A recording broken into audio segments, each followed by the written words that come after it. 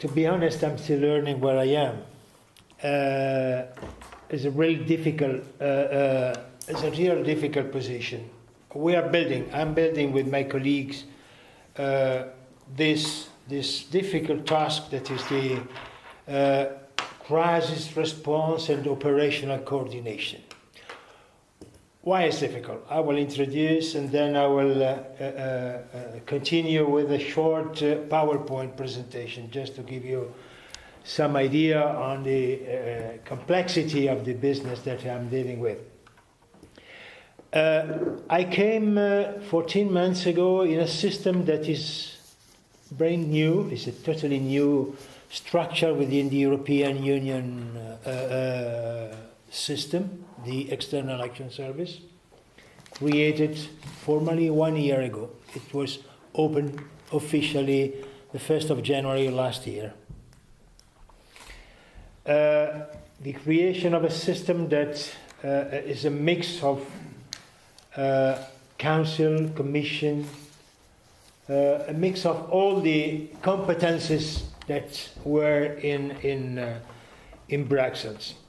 I came and I was appointed to do something relatively new for a foreign minister, for a foreign ministry. I am requested to deal with emergency in a system and with people that are not used to deal with emergency. There is no culture of emergency between diplomats, between politicians that are normally used to deal with other aspects of the emergency. There is no culture of performing, dealing with emergency. I'm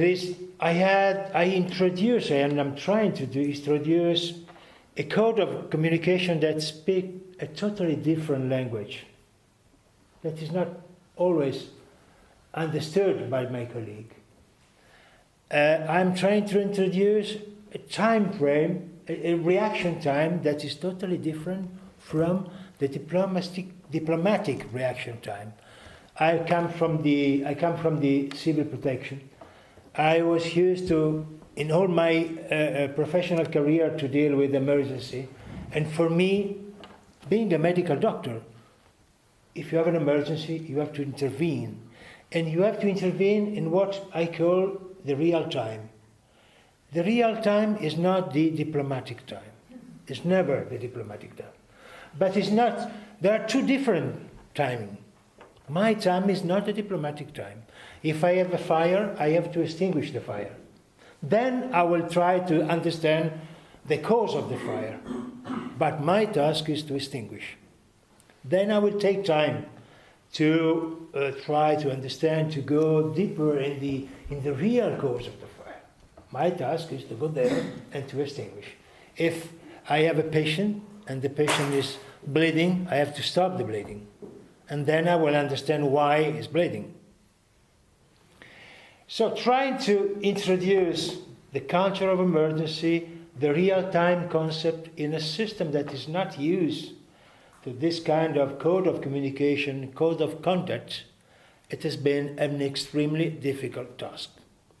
Difficult for my colleagues that are forced from me to work on a different, let's say, a level, and they are forced to talk with me with a different language. It's different for the system. It's different to the fact that I'm working with people, Commission, Council, with the ambassador, with member states, and I'm trying to introduce this new concept of coordinated approach, coordination. You see, in my task, a crisis response and coordination. Coordination. I just spend 1 minute on the word coordination. Coordination is the most abused word that we utilize in all our meetings, all our workshops. Anytime we want to do something, we convene and we call for a coordination meeting. I was, during our lunch, trying to explain to the ambassadors and the colleagues my previous experience. when you call for a coordination, everybody is happy to say, oh, fantastic, we sit for a coordination meeting, but then you realize that coordination means to have a coordinator. And you realize that if you have a coordinator, the coordinator normally is on top of the coordinated people around the table. And so you have the typical reaction of people that say, but we have an equal level, I cannot be coordinated by you, I have a different task. So this is one of the difficult tasks that I've found in the first months of my difficult job in the External Action Service. Then I will go to the presentation.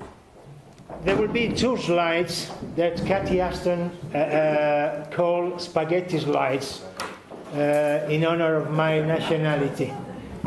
As you have understood, I come from Roma. So you will see 2 spaghetti slides. Why these 2? Just to give the sense of the difficulty that we always face in dealing with complex, major complex emergency. In this picture, you will see this is the picture of a typical complex acute disaster. Could be, I prepared this picture thinking to the Chernobyl-like disaster. You imagine that now we have a Chernobyl-like disaster in Europe, out of Europe, in any place of the world.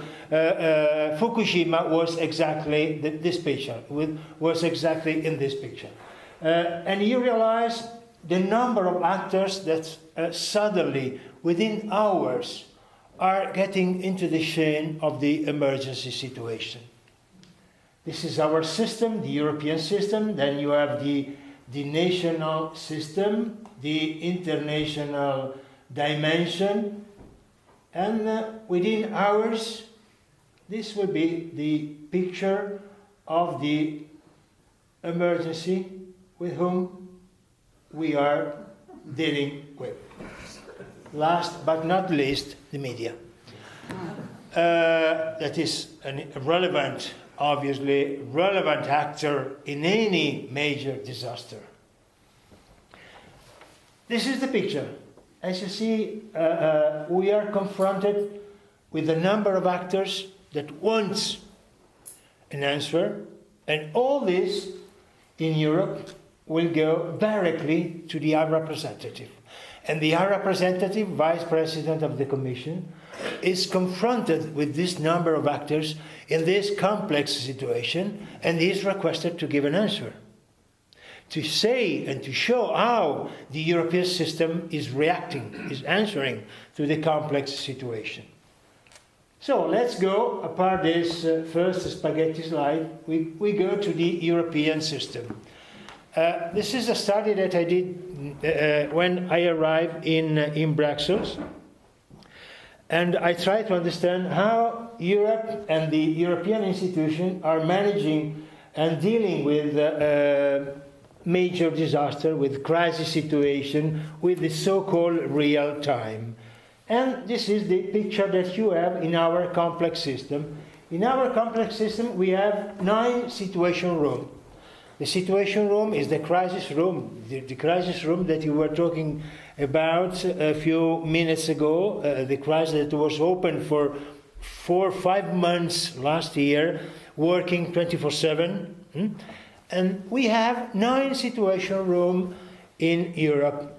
I used to tell this personal experience. When I arrived in December 2010, I signed my contract and I asked to the Secretary General, to Pierre Vimont, it was the 14th of December, and said, I will stay here, I will be working. And he was surprised, saying, but Agostino, the EEAS, the External Action Service, the Commission, all the European institutions, from the 23rd of December will be closed until the 3 or 4 of January. So there will be a couple of weeks or 10 days while the European institution will be over. And they said, fantastic, no problem, I will work in the emergency situation room. And I discovered that in December 2010, out of 9 situation rooms that we have and exist in the European system, there were, you know how many people on duty the day of Christmas? Or the 26th of December? Or the 31st of December? 1. 1 duty officer on duty the night, the Christmas, and normally, if you go back to the history, you remember the 26th of December 2003, bomb earthquake, 50,000 deaths. 26th of December 2004, tsunami, 300,000 deaths. Normally, according to the Murphy Law, emergency will arrive when you do not expect emergency to come. That means Monday morning, 9 o'clock, when you go back to your office and you start your daily job. Normally, emergency arrive by around Friday night, Saturday or Sunday, and Easter or Christmas. The night of Christmas 2010, there was 1 poor duty officer. The European highs, the European power, the European capacity to follow and to monitor any kind of crisis was linked to the poor duty officer. If the poor duty officer had to spend a few minutes going somewhere, let's say, to call the wife saying Happy Christmas, Europe was blind. We were blind for a few minutes. If you had to go to the toilet, poor, overnight, you may need to go for a few minutes to the toilet. We were blind. So this was, for me, unacceptable. Out of 9 situation room, apart the 9 situation room, we have all these early warning system, coordination platform, and rapid alert and notification system. This is the existing structure, and this is the way we are working today. This is not chaos. This is complex. This is a complex system. In any country, in any one of the 27 country of our European system, we have this complex flow of information, flow of communication. This is not a chaotic. This works. But we have to imagine this system in a crisis situation. Either you prepare the system to deal and to face the crisis situation, or you are lost. Because with this kind of complexity, if you are not prepared to deal with emergency, you are totally lost.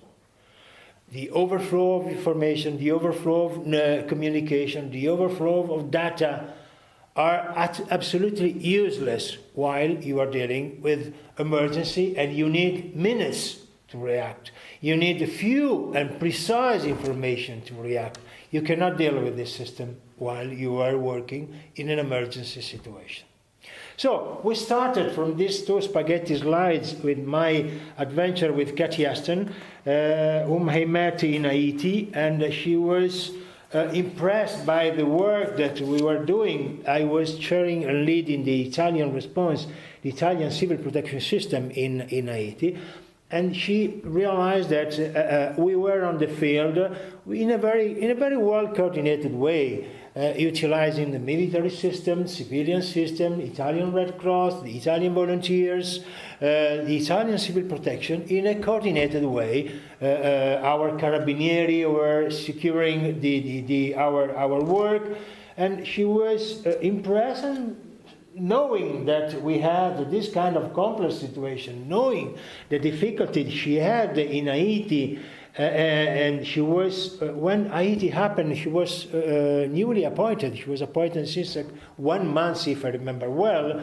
at that time, and she was confronted with a great disaster, with a system that was not responding in a proper way, in a coordinated way, with a very poor visibility. Europe was lost in Haiti, even though Europe was the first donor, even though the European system, apart the 27, that was even an added value, a great added value, the work performed by the 27 member states.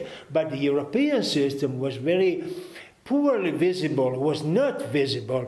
And as I was telling the colleagues, we had at a certain moment 6 different missions in a non-coordinated mission in Haiti, from the humanitarian side, the development side, the security side, the consular business, and 6 different missions looking more or less the same business, and without any sense of coordinated approach to the disaster.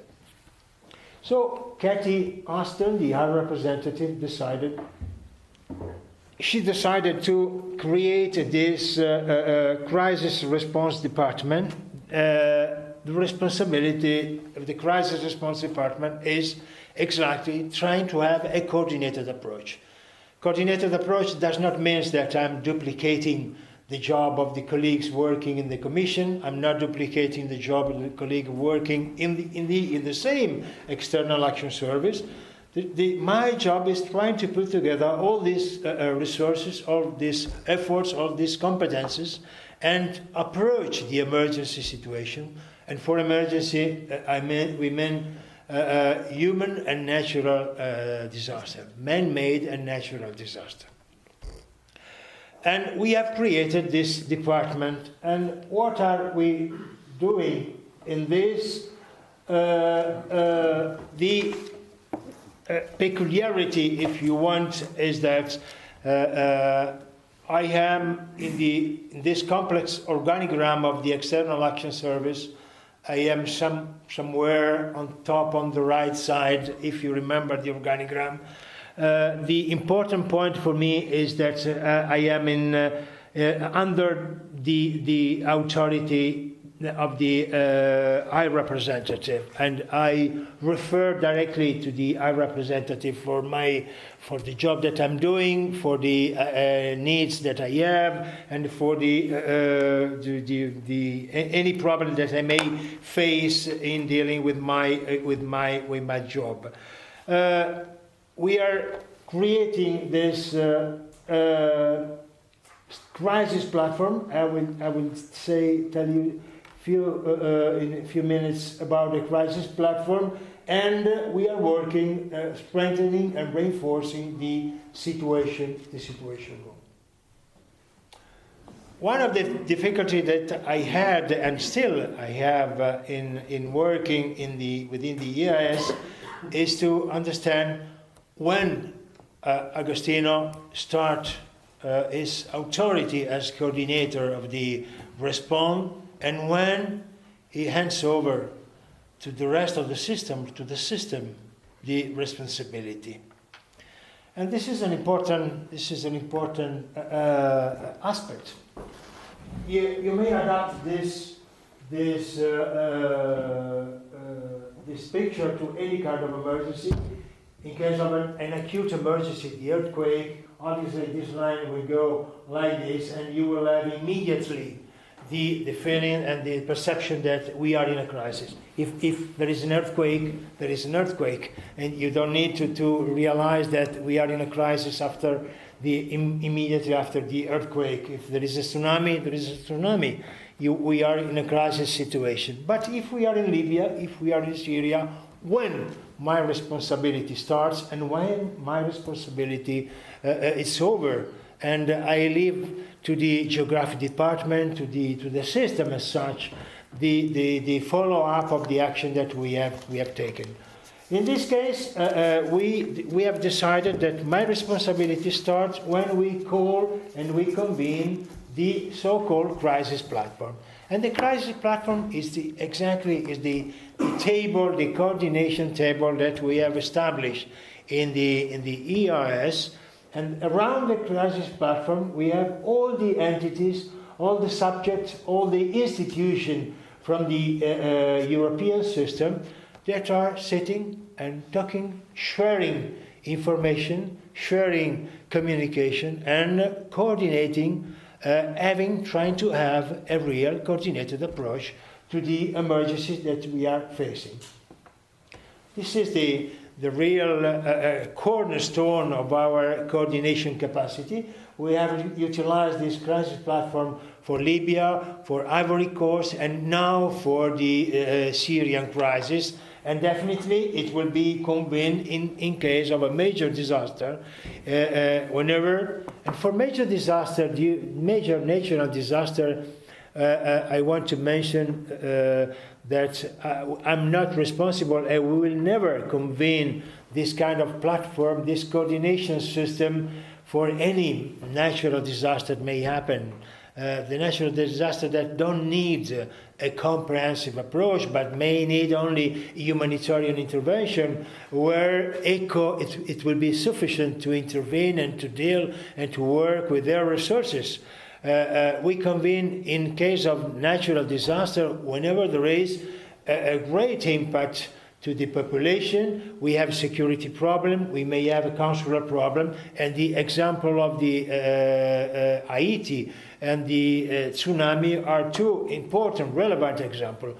With the tsunami, we had a huge problem with the assistance to the European citizens, with the number of casualties from the European citizen in the 3-4 countries affected by the tsunami. We had some security problem. We requested the military intervention to allow the transportation of goods, of medical material, or the fly back the European citizen from the tsunami area back to Europe. The same was for Haiti. We were working in a very complex situation with a very poor security, very fragile security condition. We had a number of casualties within the European citizens. So the emergency was really a complex emergency and not a pure humanitarian emergency.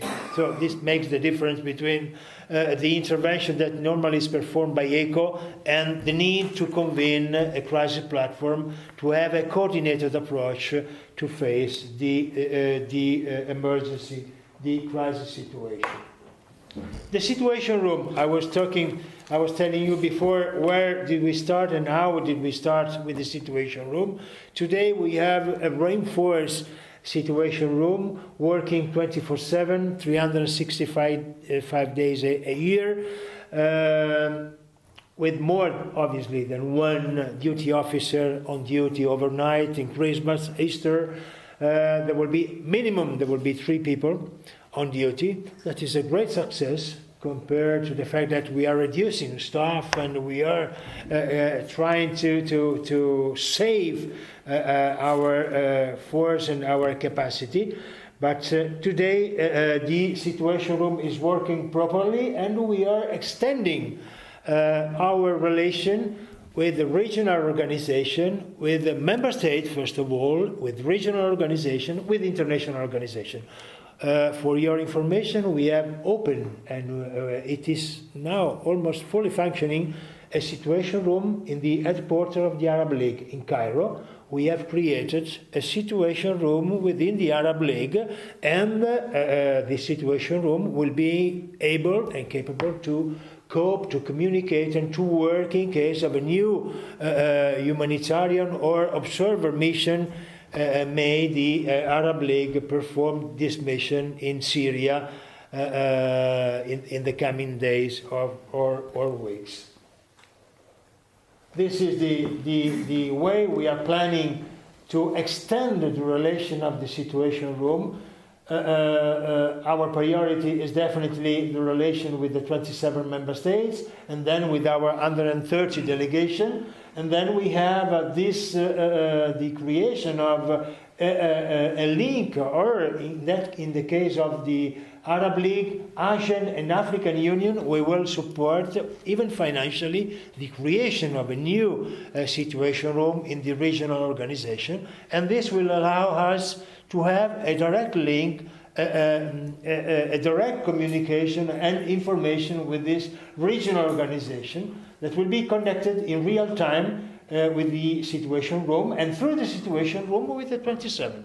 You know that it's a network of information, and this will allow us to have precise, accurate, timely information in case of any kind of emergency may happen around the world in this area. Obviously, United Nations, NATO, and international organization will be our great counterpart and great supporter in strengthening this network of information from the situation room.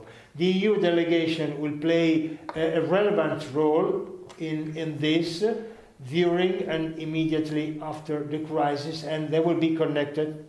They will be connected with us and with our system, with our capacity to deal.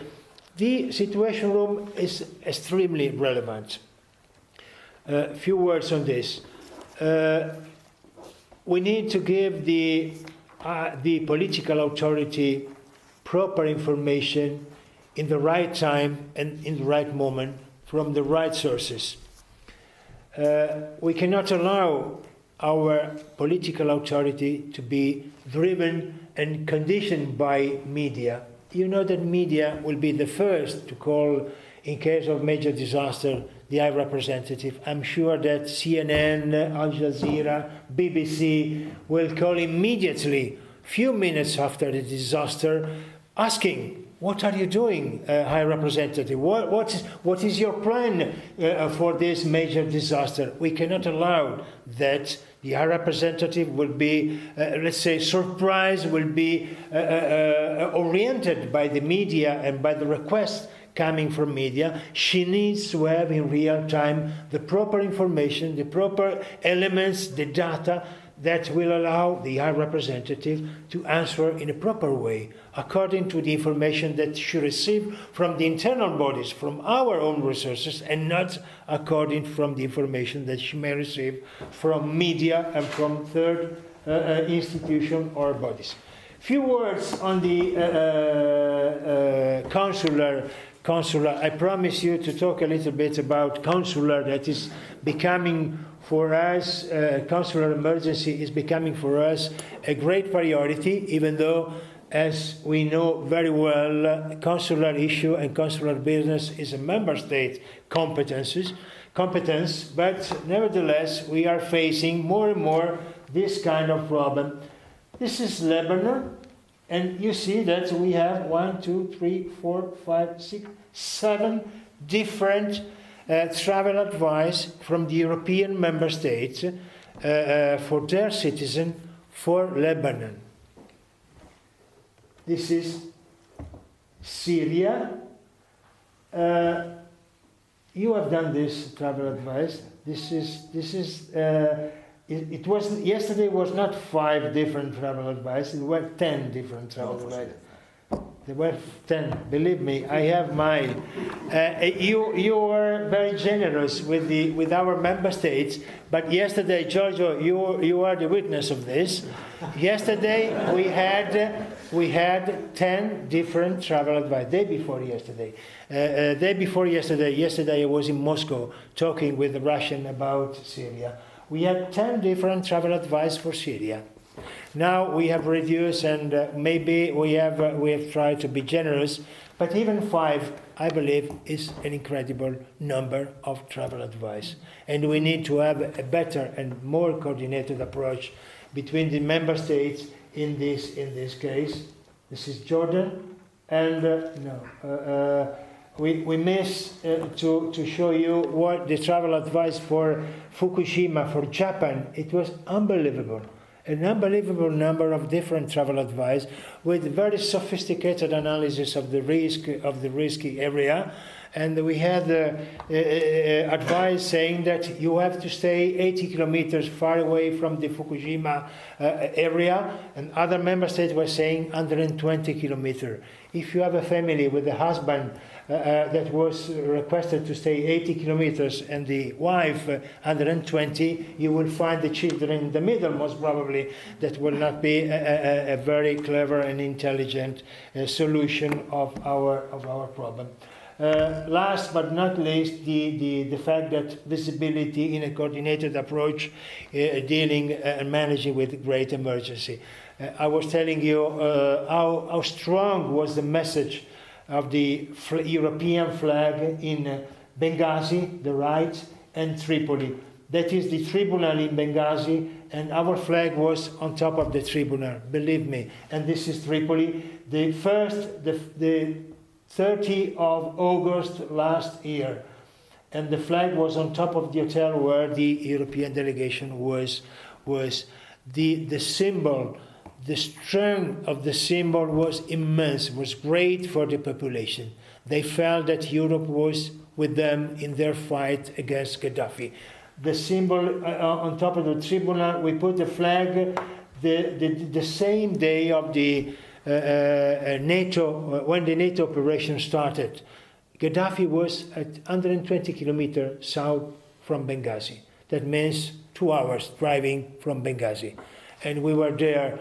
And the sign, the symbol, the perception, the psychological impact of this flag was immense. And the population felt that at least Europe was with them, fighting the dictator and supporting their struggle for the freedom that they reached so far. And I guess that they will be able to maintain for the year to come. I think that we are over. Okay, that is fine.